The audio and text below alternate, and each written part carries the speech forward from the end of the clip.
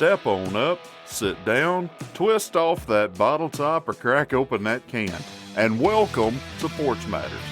This is Terry Cagle coming to you from my back porch. Yes sir, yes ma'am, the name of this show is authentic. On Porch Matters, our saying is this: big issues or just a friendly conversation, no topic is off limits. We take pride in being able to talk about anything with each other in an open discussion. Open discussion is one of the only ways to learn.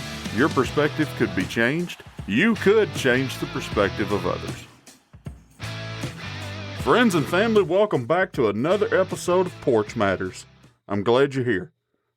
I don't know about you, but this past week has been crazy for me. Crazy to the point that when Friday got here, it felt like I left my brain in the bed when I went to work. I just couldn't think straight at all. Luckily, the weekend came and I was able to recharge. Last weekend, I watched a new movie that recently came out with Stacy called Malignant. I don't really know how to talk about it without giving a spoiler away. So all I'm going to do is say this. Google parasitic twin. Okay? That's it for possible spoilers. Movie wasn't great, but it wasn't terrible either. Very good concept. I will give it that. I'm glad I didn't go spend money at the theater to watch it. I used to love horror movies. But The Purge kind of burnt me on going to the theaters and watching horror movies. Before I tell you why The Purge burnt me, let me explain my love for horror movies. Okay? Horror movies have always been like comedy to me, where most people will watch Will Ferrell or Jim Carrey or anybody like that to, get a real good laugh. I always used to get my real good laughs by watching horror movies, especially slashers. I've always been that guy that roots for Jason Voorhees or Michael Myers or Freddy Krueger. Matter of fact, I'm usually that guy in the theater or on the couch yelling, "Yeah, stick 'em again!" whenever they are impaling their victims. I swear I'm not psychotic, y'all. I really... I'm just a fan of violence. The more violence, the better. It don't matter if it's horror movies or action movies. It's just me. Can't help it. Going back to The Purge, it was the most original horror movie that had came out at the time since Saw. I loved the Saw movies, especially 1, 2, and 3. 2 was my favorite. But you tell me in the previews that in The Purge, for 12 hours, once a year, everything is decriminalized. You have my attention. And you also have my imagination running crazy. I went to the theater and seen it opening weekend with a friend. We sat down and we were surrounded by teenagers and 20-something-year-olds. The movie gets started, and then there was news segments in the movie talking about how 200 people showing up in a park in Dallas to purge, but yet no clips of it. That got irritating. Then in the middle of the movie, the father starts killing off the villains and the people around me starts cheering and clapping their little hands. Well, in case you haven't seen this movie either, spoiler alert on it. When the father gets stabbed in the back by the main villain, I literally stand up. Now I'm sitting right in the middle of the theater, dead center, about middle row. I stand up and do the Gus Malzahn fist pump and go, "Yes!" Then I start clapping. You should have seen the looks that I got. Everybody was looking at me like I done lost my mind. Maybe I had, but I was actually getting excited then because horror movies are one of the very few genres in movies to where the bad guy can actually win. Think about that. Just think about that.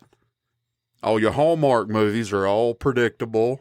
You always know how they're going to end 5 minutes after it starts. Pretty much every action movie's the same way.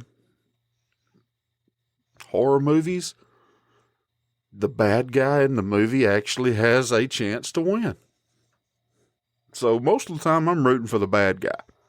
It's just the way it is. I hadn't been back to a movie theater to actually watch a horror movie since. Good, bad, or indifferent. It is what it is. But I still enjoy watching them. Now that the horror movie season is here, what are y'all watching? I'd really like to know. I know they're remaking The Candyman and Wrong Turn. I really don't understand why they're having to redo everything. I guess they've all ran out of original concepts. I have that Fear Street trilogy on my list of Netflix. I'm looking forward to watching it too. Let me know what you were watching or what you've already watched. I'm always looking forward to having good recommendations. Speaking of good recommendations, I don't really know how good of a segue that is, but you can let me know. On this episode, Aaron and Katie of the Z1 podcast were nice enough to come on the porch to have a conversation with me about their show. It's a very creative show with a very thought-provoking concept. A lot of us have seen a lot of different movies and TV shows about how when disaster hits, whether it's a natural disaster like a hurricane or a tornado, earthquakes, asteroids that Bruce Willis did not land on and drill a hole in actually hit the earth, New York freezing over, magnetic field shifting, and like in 2021, different types of crisis like that actually causes your government to shut down and you have to fend for yourself. Those types, like zombie apocalypses. If 2020 was any type of indication of how we're going to handle as a human race, going to handle anything like that when our government shuts down, my opinion, we're in a lot of trouble. And a lot of people are going to be without toilet paper. But that's just me. Z1, their podcast, is their take on how a couple living in the UK handles their crisis. This was their very first time being a guest on another podcast after 12 years. And Aaron even makes a comment about it in our conversation. They've been podcasting for 12 years and no one had ever asked them to come on another show. So I feel very honored that they actually accepted my invitation to come on to my show. They didn't know what they were getting into, and I really appreciate them working with me and coming up with a good time for both of us to be able to sit down and have a conversation. It was a very pleasant conversation, very good conversation. I felt very privileged and honored that they took the time to come on my show. So, Aaron, Katie, if you're listening right now, thank you once again. And I'm really looking forward to having another conversation with you here pretty soon. So, without further ado, let's get started. Aaron and Katie Huckett, welcome to the porch. Hello. How are you? Thank you very much. We're good. How are you?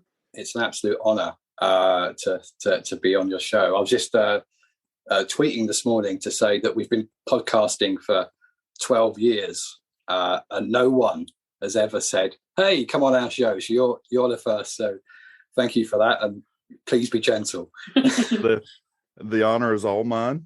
And I appreciate you coming onto the porch. And I've really been looking forward to this conversation since the moment that you both agreed to come on. Well, thank you very much. It's a pleasure. So let's just jump right into it. You said you've been podcasting for 12 years. How did you get into it? We originally started with a gaming podcast back in 2009. It was called the Pink and Blue Xbox Podcast.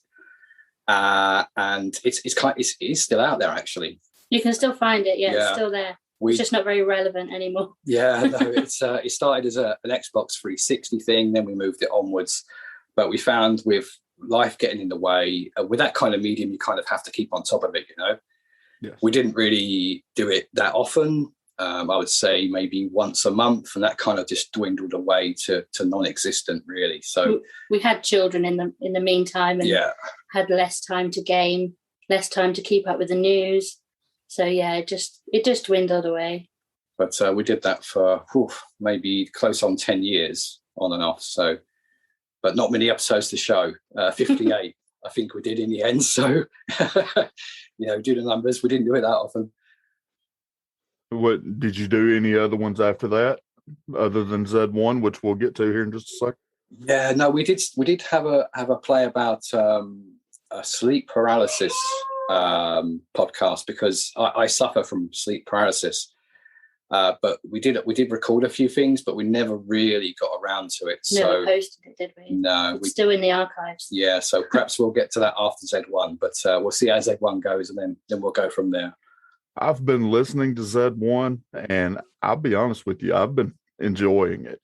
Thank you. I think it's very well done. What was your inspiration behind Z1? It would have been that Netflix program, wasn't it? Which one? The Preppers. Preppers. Have you ever heard? It was on Netflix. You've probably seen it. Doomsday Preppers. I have heard of that. Yes. Yes. So a bunch of people and their families just, they save everything together and they prepare for the end of the world, whatever they think there's going to be. It could be a war. It could be an apocalypse like ours. It could be. Yeah. It could be anything. Yeah. It's. But they're prepared. Yeah, they are really prepared. And it just got us thinking. The UK isn't that kind of way inclined. You could never do that in the UK. We don't have the space for a start. We don't have weaponry. We don't have the way of thinking, really. We don't think the same way. So that's how Z1 come about. It's about the unpreparedness of society, particularly in the UK. So whenever a disaster does hit, we're never going to be ready. So that's how, and our characters in the show are always struggling with how to do things and how to go about their, just trying to survive. And we kind of improvise a bit, so that's how it come about. There is some similarities between the UK and us in that instance, but there are several of us, especially down south where I am. I live in Alabama, where the older generations who made it through the Depression and other stuff like that, they sort of pushed the narrative down to us about canning food, growing your own food, buying, we're big on guns here, good, bad, or indifferent. We stock up on our guns, we stock up on our ammo, but we also, a lot of us rednecks, we go out and hunt deer, we hunt squirrels, we hunt rabbits, we hunt a lot of things, and we a lot of us eat our own meat and everything like that. So so you'd survive. You'd know how to survive. Just like Hank Jr. said in the song, "A country boy can survive." But my grandparents kept me in a garden pretty much my entire young adult life, and that's just what we did. They showed us how to can and everything like that. So to a degree, a lot of us in the South in particular can prep, but I definitely understand where you're coming from. I don't really know which island you live on, but I mean, they're still small. I mean, compared to other places, as you were saying, there's not much space there. No, I mean, we're from England, obviously part of the UK, but it's just that we don't have that. We're kind of mollycoddled into our upbringing. We're totally over reliant on government and our leaders keeping us safe and telling us things are going to be okay. And in Z1, we asked the question: what if there is no government? What if everyone just goes away and leaves us to it? And that's when we become stuck in asking the question: what can we do? How do we survive? So the older generation had it right. I mean, they looked after themselves. Yeah, they really banded together as community and everything like that. They really did. You know, if you'll hear with the older generation, it's a very tight knit group with the neighbors and everything like that. Whereas my generation and the generations that's coming after, it's more social media based. You know, my grandparents would literally go to each neighbor's house if we had extra stuff that we grew. And my grandfather loved to grow for the whole community. He would put me on a bicycle and send me to each neighbor's house with bags or buckets full of fresh vegetables and stuff like that, because that's just one of the things that he did. And that's awesome. That is awesome. And it just seems like the more we go, the further we get from that. And I blame a lot of it on social media, because a lot of people don't come together like they used to. A lot of people don't visit with their neighbors like they used to, or call them on the phone like they used to. They'll just follow them on social media, and they think that's good enough. I think the next generation is going to be the telling one. You know, the ones that have grew up totally surrounded by social media. How will they react to this situation? You know, if it does become a thing in the future. You know, obviously you have global warming that's going to be a big issue in the next 25, 50 years. So how are they going to do things? How are they going to prepare for what could be potentially, you know, the Armageddon? So, yeah, I think you're right. I think they will struggle a little bit. Well, another thing about that really scares me is here, whenever you see a child, for example, what have they got in their hand? What are they doing? They're just looking at a phone. Yeah, that's all I know. You don't hardly see any kids playing outside much anymore. You just see them watching YouTube videos or playing little games on their phone. And I get it. Technology's fantastic, but there needs to be something other than that. You know, I feel blessed. I spent a lot of time in a garden with my granddad doing this, that, and the other, learning how to attempt to build things and whatever. But, you know, a lot of it just seems like it's fading away. And one of the things about your show that's very interesting to me and very thought provoking. What about people like that weren't as blessed as I was? Or what about a generation coming up after me that didn't do nothing but pay attention to a phone? How are they going to survive? So I've really gotten into your show and I'm really enjoying it. And I just wanted to make sure that I stressed that to you while I had the privilege of having you on the show. We really appreciate it. Thank you. Yeah. I mean, we do actually come back to, on occasion, our characters are stuck kind of thinking, you know, just it's almost a semi-realization of the internet's gone. What can we do? You know, there was I think an episode where we asked Google, just off the top of our head, you know, just out of routine, we asked Google what to do, and then we suddenly realized there's no Google anymore. There is no Google. I heard where you asked about the board games. Well, we've got board games, but they're all on the Xbox, and now we don't have any power. That's actually true. We have a lot of them on the Xbox. A lot of it comes from actually true life experience. We write a lot of that into the show, so that's why it works, I think, because it is true life. Not that I'm trying to give any spoilers or any criticization. Any criticization. What's the word I'm looking for? I'm not trying to critique you, but I found out I was listening to episode 1, and out of everything that could be in your house, you made a shiv out of a toothbrush. I thought that was very creative.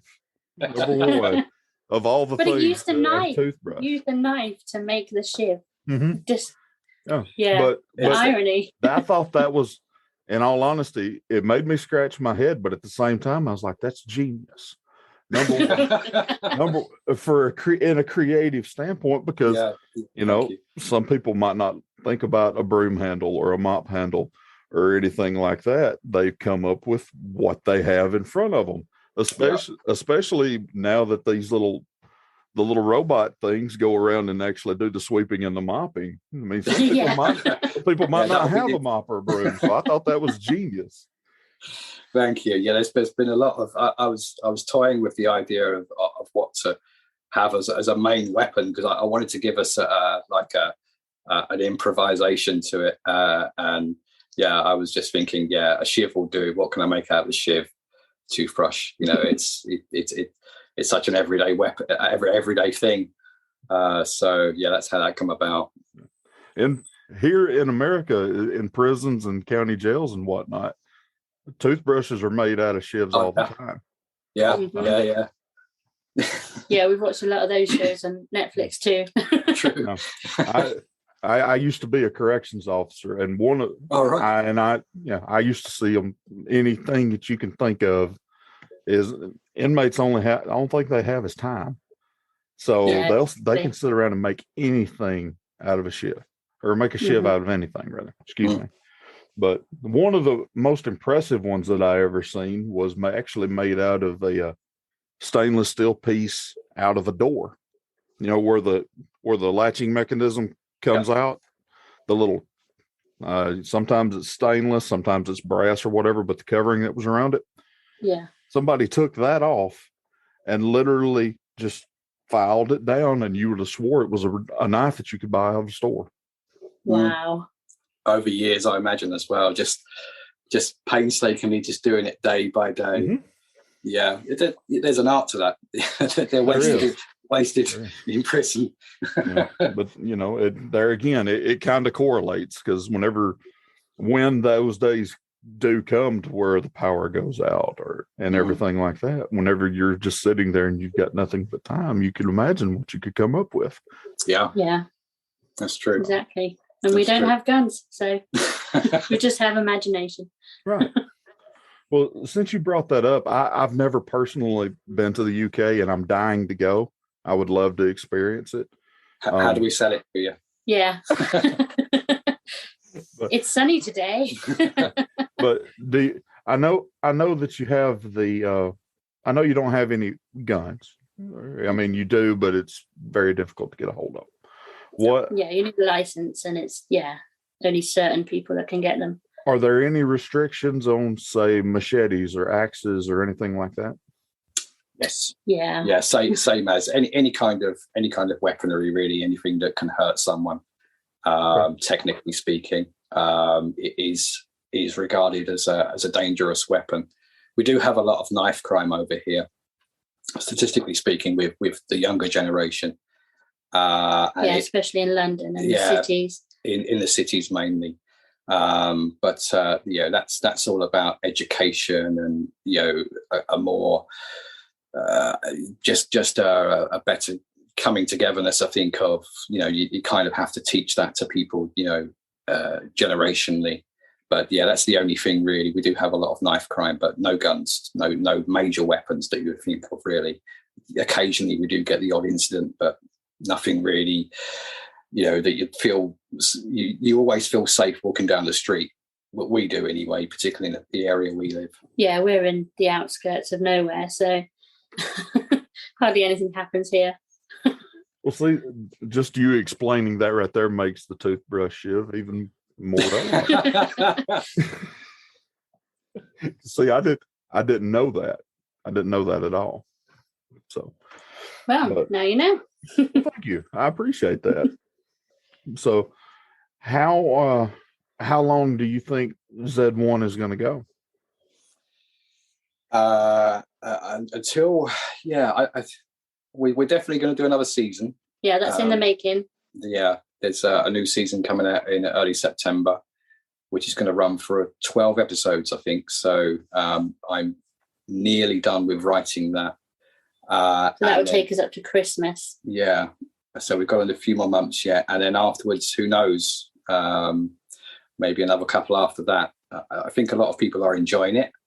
We're getting a lot of love. So, yeah. I think for as long as people are enjoying it, we'll carry on. Yeah. For as long as we've got the imagination to keep writing as well. Well, that's on me. That's all. I helped a little bit, but it's mostly him. Well, you're more the voice acting. I mean, I write these scenes to kind of test Katie in the way that she can bring her voice acting, out to the fore, and she knocks it out of the park every time. I can't act at all. I'm the creative side, and Katie's the acting side, and I give her emotional kind of scenes that I think is going to test her, and she just absolutely just nails it every time. It's so when I'm writing, I'm thinking, right, what can I really test her with, So. Well, thank you. That's a nice compliment. Like I said, I've really been enjoying the show. Another question that I did have, the water out of the toilet. Did the water come out of the bowl or out of the business end, out of the as we would say it? Out of the cistern at the back. So not out of the bowl where you pee. Yuck. Yeah. It's still quite gross, but it hasn't been peed in. Hey, that I'm sure that goes in with a lot of water purification skills and everything that some of those preppers and everything. Yeah. Exactly. Yeah. Some of those people can turn some of the nastiest looking water into some of the cleanest stuff that you'll ever drink. Yeah, we're just using a couple of socks, I think, just as a filtration, because that's all we have. But that weirdly come out of inspiration from playing a video game called The Long Dark, which is a geological apocalyptic adventure where everything just goes suddenly cold. There's some problem with the sun, and so your character has to go around actually taking water from toilets. So that's where that kind of links in. It's a kind of a hat tip to that game. That's really, that in all honesty, that really makes sense. And I heard that and I was like, wow, that's genius too. Because just like you say in the show, I mean, until the water system and everything cuts off, it's just like pouring it up out of the great, I got thunder coming in. It's just like it's just like pouring it out of a tap. You just got to make sure that it's clean. Yeah. We're surviving so far, so it must be working. Yeah. Yes, sir. I've listened to 5 episodes so far. Looking forward to the rest of them. But I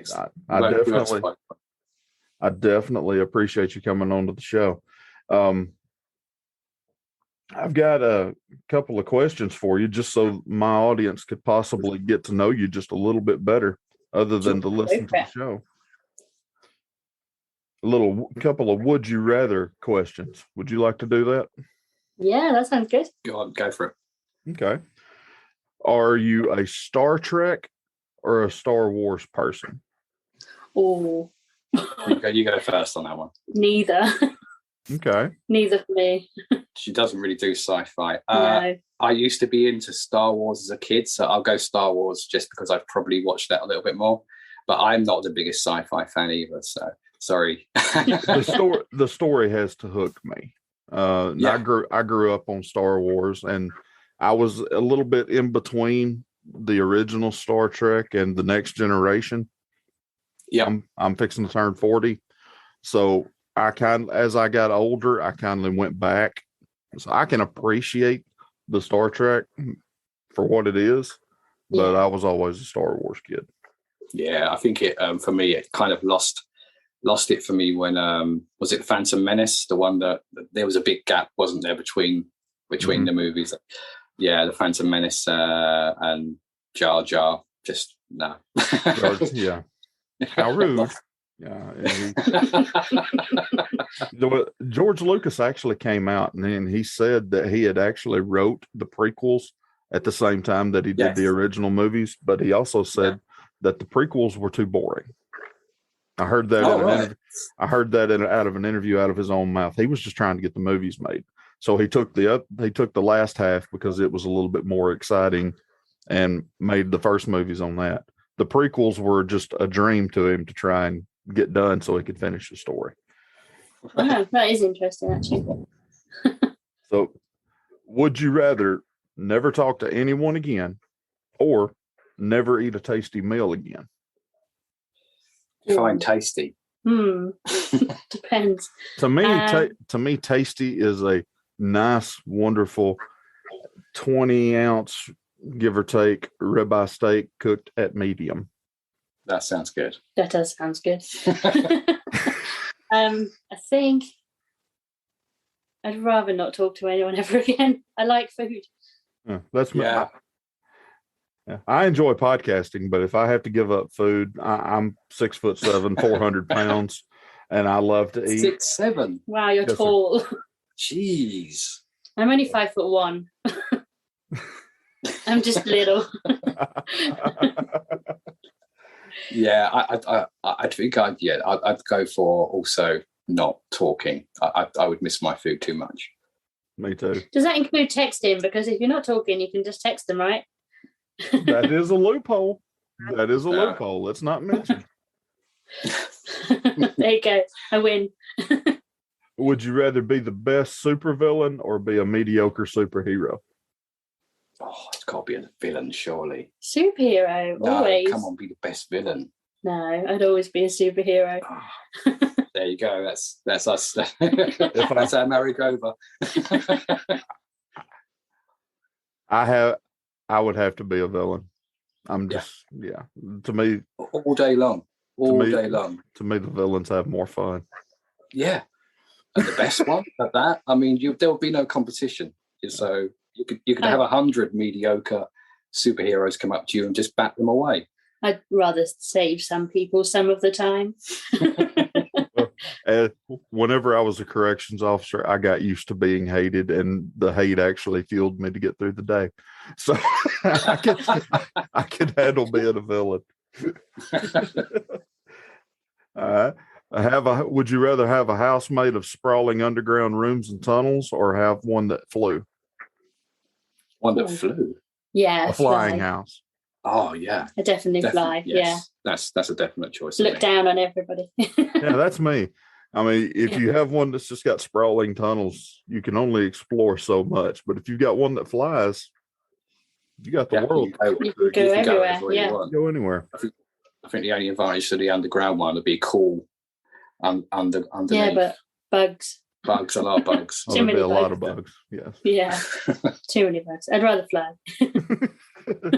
Would you rather take a cold shower every day or take only hot showers once every 2 weeks? Cold showers. Yeah. I don't mind cold showers. Yeah. I'll take cold showers. Yeah. For sure. It's cold showers for me too. I can't go that long without taking a shower. No, I get too sweaty. Especially in this humid heat in England. It's not nice. And this one right here would be our last one. Would you rather have everlasting fame and fortune and nothing else, or be with your love and have nothing else? It's the second one, isn't it? So I mean, I can't sit here and say the first one because she's sitting right here.